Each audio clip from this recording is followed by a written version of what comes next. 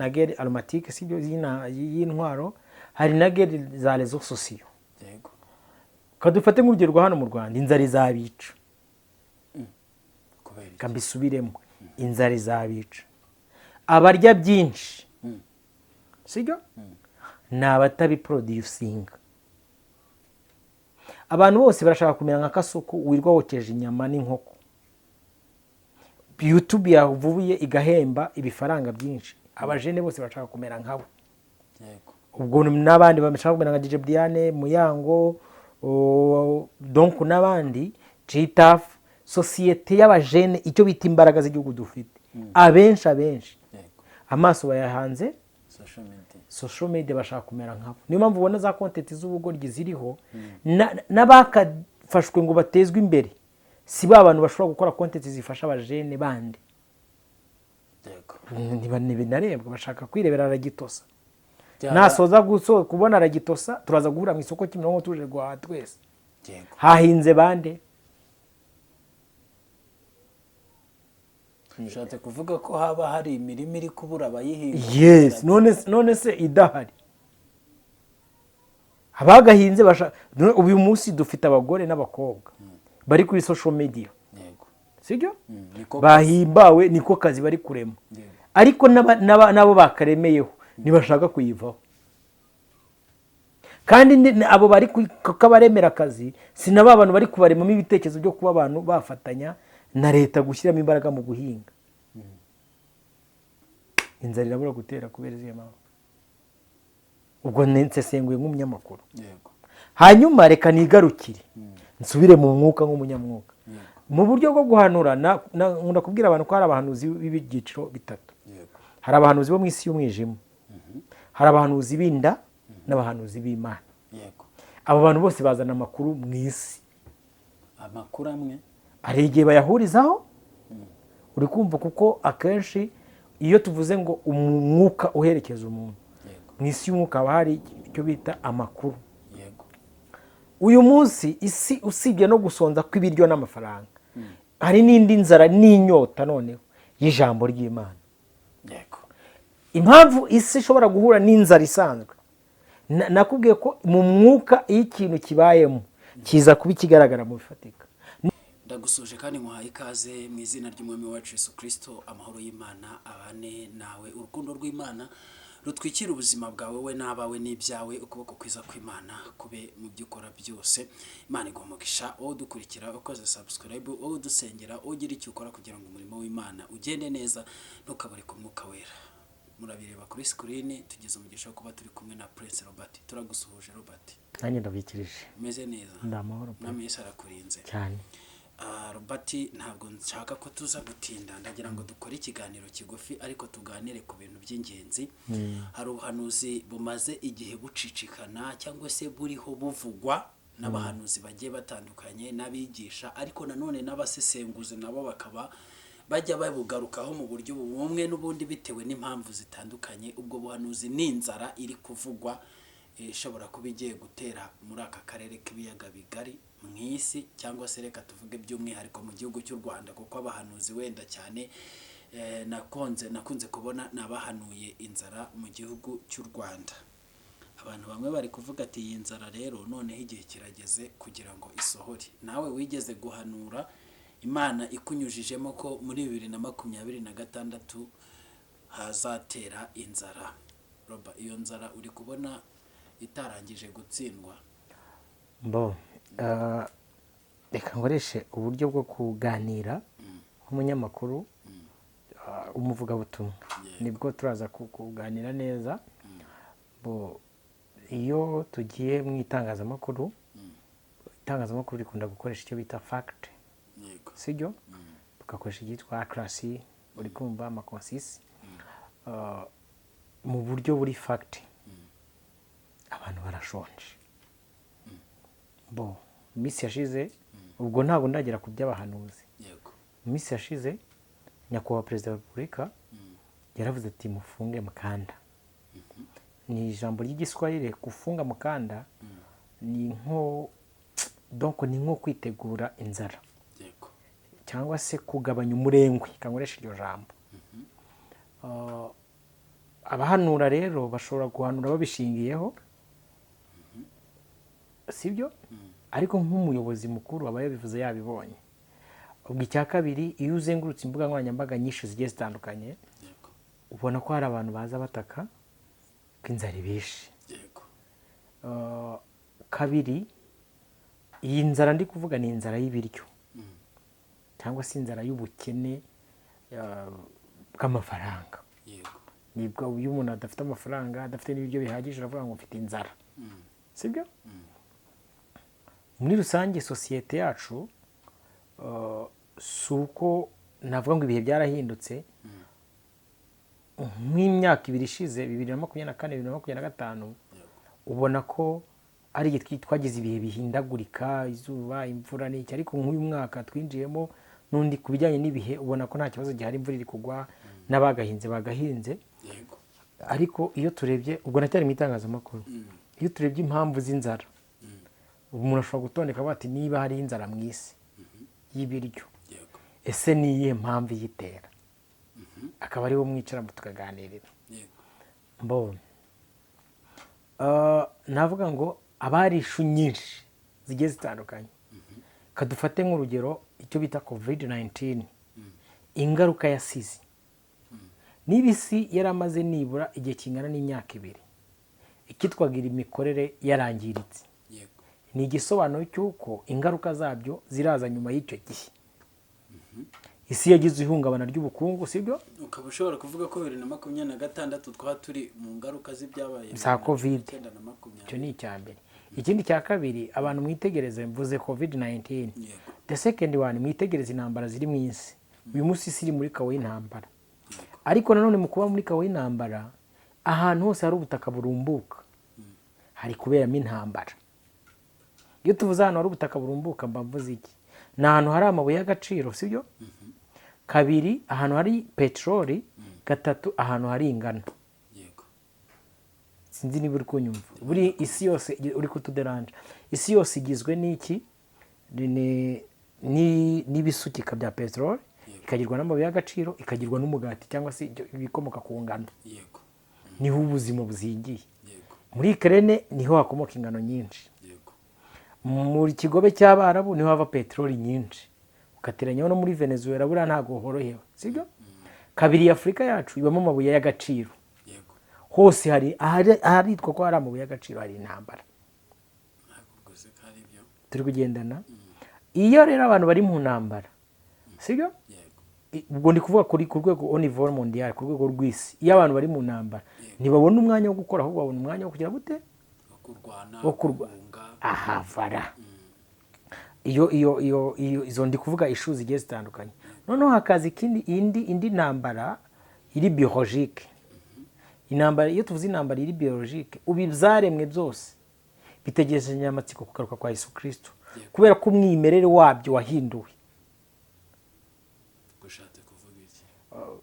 Uyu munsi niba isi iri kwereka abantu ko mu kubaho bitewe n'uburyo abantu ngo ari benshi cyane, hagomba kuremwa inkoko z'inkorano, hakaremwa inka z'inkorano, ingurube z'inkorano, ubwo n'ibimera akaba ari uko bimeze. Izo ngaruka z'ibyo bintu, sibyo? Ziragaruka kuri sosiyete mu buryo bwari bwose. Kafate nk'urugero hafi nk'abahinzi n'abahinga ibigori. Murabizi ko ibi bigori by'ibituburano bikunda guhura n'ingaruka za nandi n'ibuno busimba bw'ubukoko. Ubwo ntanze urugero nkanuye ku irembo rwose, hari umubyeyi twa mu Robert ujye ukunda kwahinga ibigori, aheruka hinga gusarura bikaba intambara, sibyo? Kubera utwo dusimba. Hari igihe abayabuze amafaranga, kubera ubukene abayabuze amafaranga kugura umuti, bikarangira agize gute? Abutashye. Yes. Hanyuma ikintu nabwira abantu badukurikiye, ubwo reka nkomeze ngende mbereke izindi ngaruka. Nari mvuze doza guerre biologique na guerre aromatique, sibyo? Y'intwaro. Hari na guerre za réseaux sociaux. Kadufate nk'urugero rwa hano mu Rwanda, inzara izabica. Kambisubiremo, inzara izabica. Abarya byinshi, sibyo? Ni abatabiproducinga. Abantu bose barashaka kumera nka Kasuku wirwa wokeje inyama n'inkoko. YouTube yavuye igahemba ibifaranga byinshi, abajene bose bashaka kumera nkabo. Ubwo n'abandi bashaka kumera nka DJ Diane, Muyango, donc n'abandi Gitaf, societe y'abajene icyo bita imbaraga z'igihugu dufite. Abenshi amaso bayahanze social media bashaka kumera nkabo. Niyo mpamvu ubona za content z'ubugoryi ziriho n'abakafashwe ngo batezwe imbere. Si ba bantu bashobora gukora content zifasha abajene bandi. Narebwa bashaka kwirebera aragitosa. Nasoza kubona aragitosa turaza guhura mu isoko Kimironko tuje guhaha twese. Hahinze bande. Ushatse kuvuga ko haba hari imirimo iri kubura abayihinga. Yes, none se idahari. Abagahinze uyu munsi dufite abagore n'abakobwa bari kuri social media. Sibyo? Bahimbawe niko kazi bari kurema. Ariko nabo bakaremeyeho nibashaka kuyivaho. Kandi abo bari kabaremera akazi sinaba abantu bari kubaremamo ibitekerezo byo kuba abantu bafatanya na leta gushyiramo imbaraga mu guhinga. Inzara irabura gutera kubera izihe mpamvu. Ubwo nsesenguye nk'umunyamakuru. Hanyuma reka nigarukire nsubire mu mwuka nk'umunyamwuka. Mu buryo bwo guhanura nkunda kubwira abantu ko hari abahanuzi b'ibyiciro bitatu. Hari abahanuzi bo mu isi y'umwijima, hari abahanuzi b'inda n'abahanuzi b'Imana. Abo bantu bose bazana amakuru mu isi. Amakuru amwe hari igihe bayahurizaho, uri kumva kuko akenshi iyo tuvuze ngo umwuka uherekeza umuntu mu isi y'umwuka haba hari icyo bita amakuru. Uyu munsi isi usibye no gusonza kw'ibiryo n'amafaranga, hari n'indi nzara n'inyota noneho y'ijambo ry'Imana. Impamvu isi ishobora guhura n'inzara isanzwe, nakubwiye ko mu mwuka iyo ikintu kibayemo kiza kuba ikigaragara mu bifatika. Niba mu mwuka harimo inzara y'ijambo ry'Imana, already iraza kuba n'inzara yo mu bifatika. Kuko ukamfate nk'urugero rwa hafi, iyo abantu kafate uraza kumva impamvu uri kuvuga ibi bintu. Ubu uyu munsi ugiye mu bigo bishinzwe amabarura agiye atandukanye, urugero wenda nk'abashinzwe umuryango, mukati wati ni mutwereke liste y'abantu bakoze divorce 2025 na 2024 and 3. Wasanga muri 3 bari nk'ibihumbi 10 urugero, muri 4 bari 15, 5 bari 20. Up now tuzifaza amezi 3 bamaze kugera ibihumbi 10. Ubwo byakwereka ko nta mezi 7 asigaye. Kandi niba duspose umugore ataye umugabo akata umugore, abana nabo bagasigara, ya societe ni ifite uburyo bwo kujera uko bahuzaga. Bikunahura. Hari n'izindi issues zishobora kwerekana ko inzara ishobora kubaho, ariko tudashinzwe kuza kuvugira hano kuri social media mu mpamvu z'umutekano ubuzima bwacu. To be clear, sibyo? Hari issue nshobora kureba nkabona ko yateze ikibazo, ariko kuko ntacyo nabishinzwe iyi nkuru nkaba okay I leave it, ariko ndi kubona hari izindi mpamvu runaka, sibyo? Zishobora gutuma inzara ibaho. Abakonsumateri ni benshi, ariko ibyo bakonsoma ni bikeya. Aho bituruka ubu uyu munsi materineri na primary na segonderi, ibyo bigo uko mvuze ari bitatu byose ibyinshi na majority birya ku kigo. Yego niko kuri, sibyo? Yego. Ese kuko dufite ubushobozi ko abahinzi bo mu Rwanda bafite ubushobozi bw'ibura ko kugaburira ibigo by'amashuri uhereye muri materineri kugeza muri segonderi. Ubwo nyine barya ku ishuri kandi bakaba batari bataka ko babuze aho babikura. Ubwo wenda barahafite. Gusa hari ikintu mba ntekereje, kubera ko buriya abana benshi barya ku ishuri, ibyo biryo batahira. Ejo bundi nari ndi ku ishuri ndi kuganiriza umurezi umwe, arambwira ati ubu ngubu saa 3 z'amanywa abana baba batangiye kuva mu rugo baje gutegereza ibiryo bya saa 6. Naga ari aho ngaho uri n'inana hano ugiye ku Kibenga, uhura n'umwana akarabye saa 7 ugiye ngiye ku ishuri, ukagira ngo nugukunda ishuri ahubwo agiye wareba mu ibaga bazaga amakaye yayibagiwe ariko isahani n'igiyiko.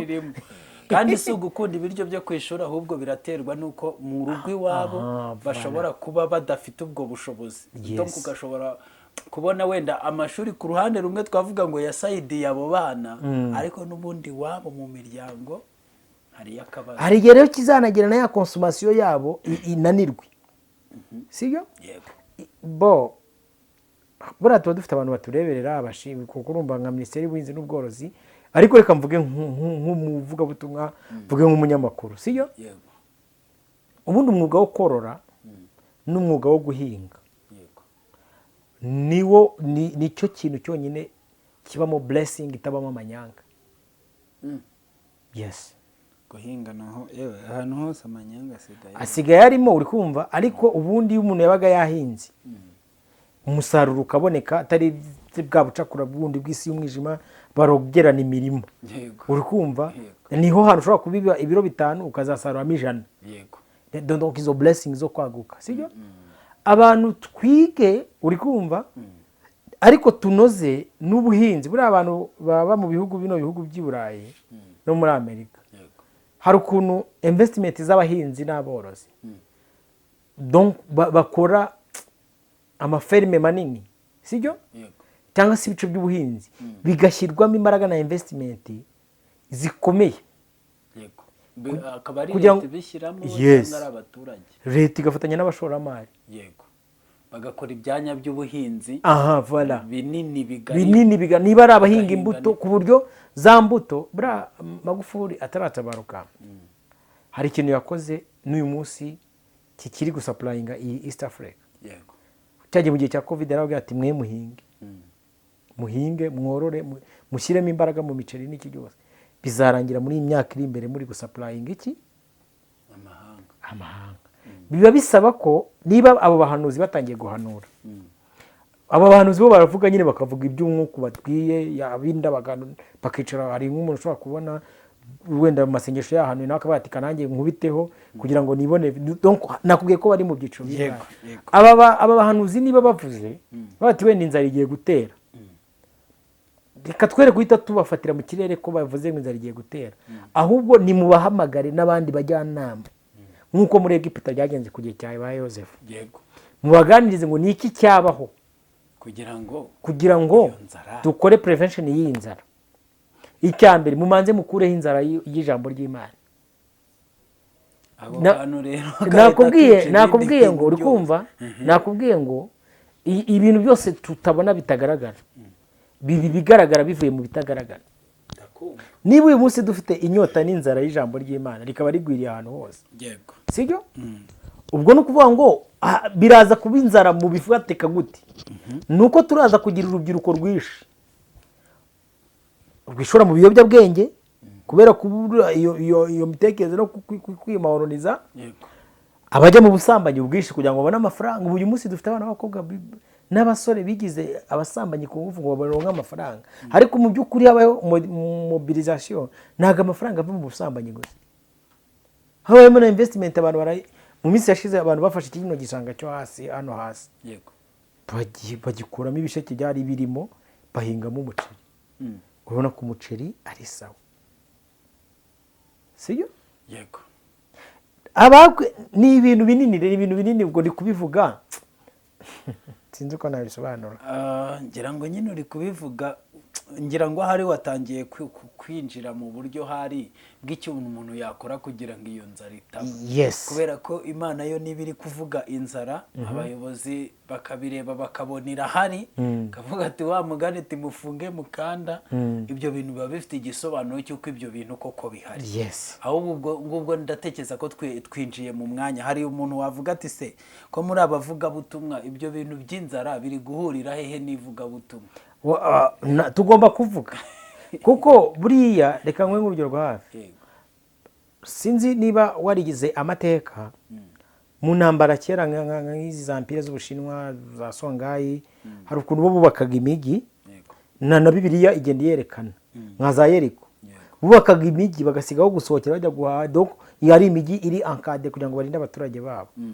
Noneho iyo encadrement y'umujyi habaga hari bano bantu bahagarara ku minara. Reka dufate nk'urugero, muzarebe bino bigo wenda bya gisirikare cyangwa bya polisi bibiri, voilà. Ba bantu baba bahagaze ku munara, uzi ikintu baba bashinzwe ni ugutanga alarme. Abavuga butumwa rero ikintu dushinzwe ni ugutanga alarme.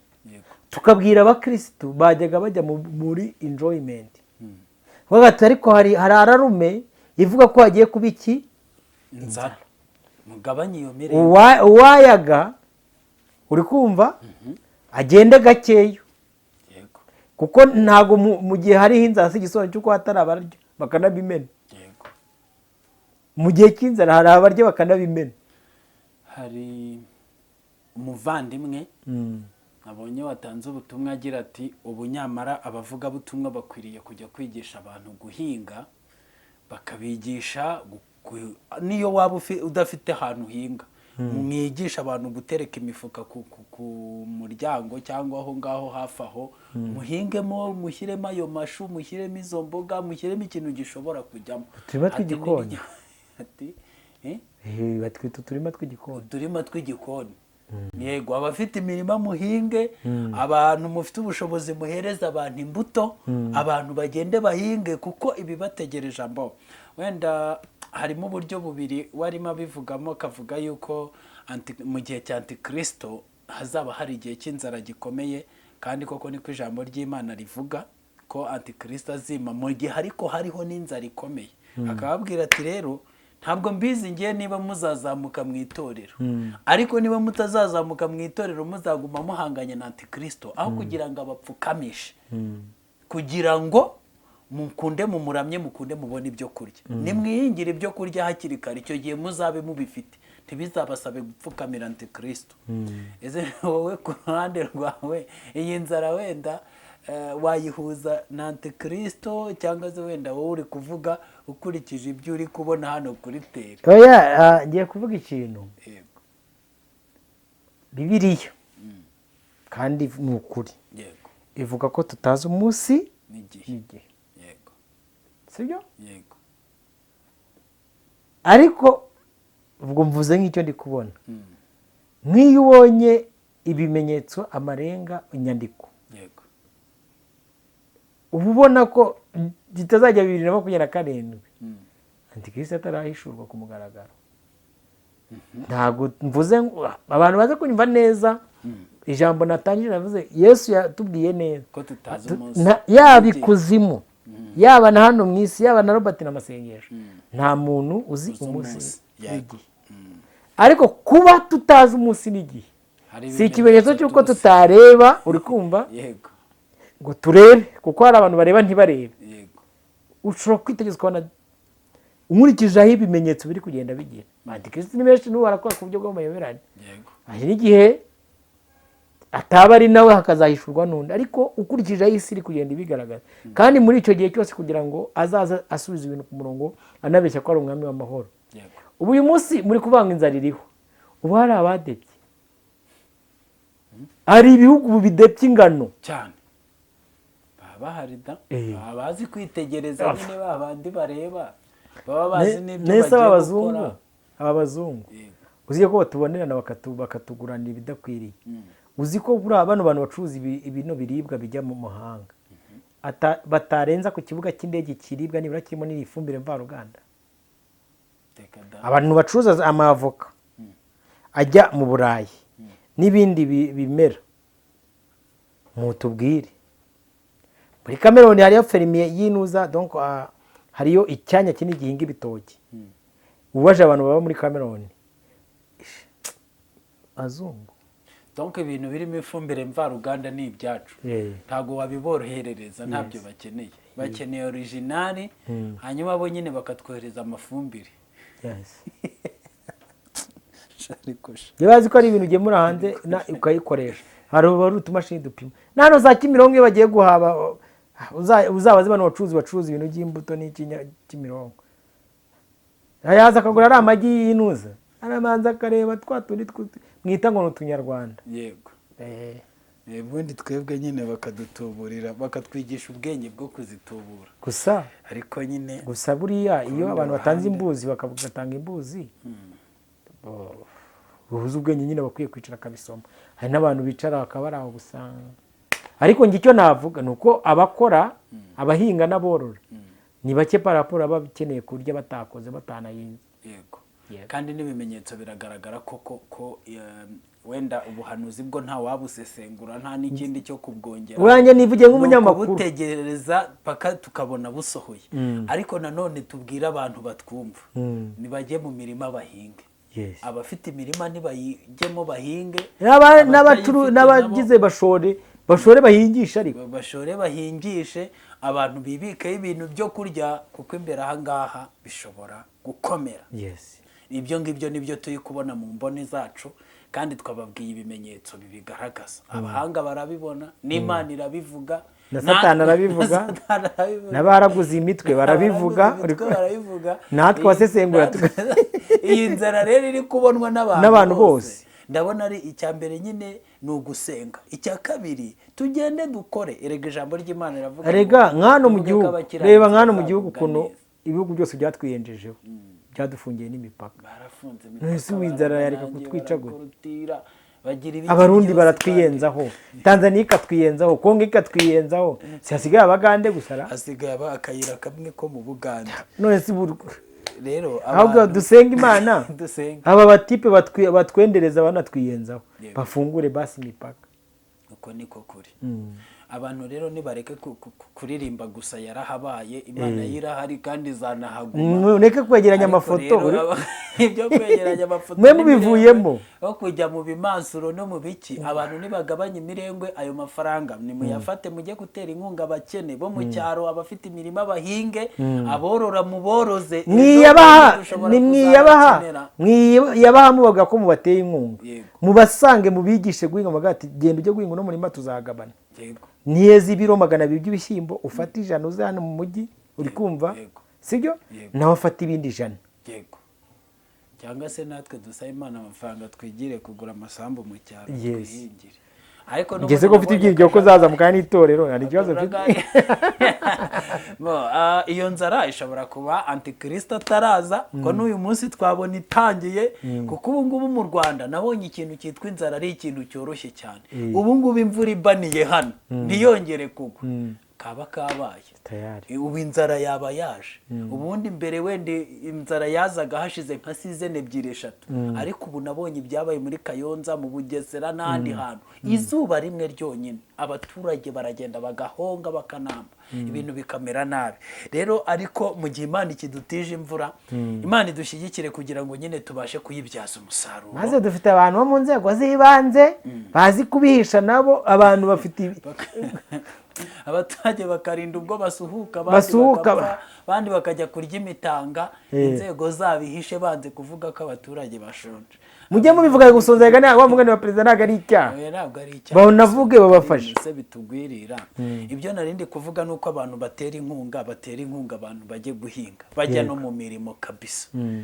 ni nahanga amaso leta burare icyo bita abafatanya bikorwa ubu natwe dutanze umusanzu abantu bari guhanga amaso leta niba amasengesho ufite 500 fata 200 gende mu bishore urukumva mufata imirima muhinge sibyo niba ari ibigori muzabwa ati bindi bigori tuzabishisha tubisikemo kawunga abantu ubuzima bukomeze kuki mugere mwukore investment gusa ibintu byose biragoye ariko Imana idufashe nk'ubu ngubu gukodesha hegitari ni miliyoni n'igice hegitari kuyikode ngo hinge rero hari ahantu hari n'ikindi kintu hari ikindi giye kubabwira kiri kuzana inzara hano muri Afrika na hano mu Rwanda ubona ko tumaze kuba developed tugenda dutera imbere abantu ba foreign babana abanyamahanga basa nk'abaza inaha bahabona ubuzima urabona tugira season nziza nta bukonje nati baraza basigaye baza gushaka donc kunema mu buzima inaha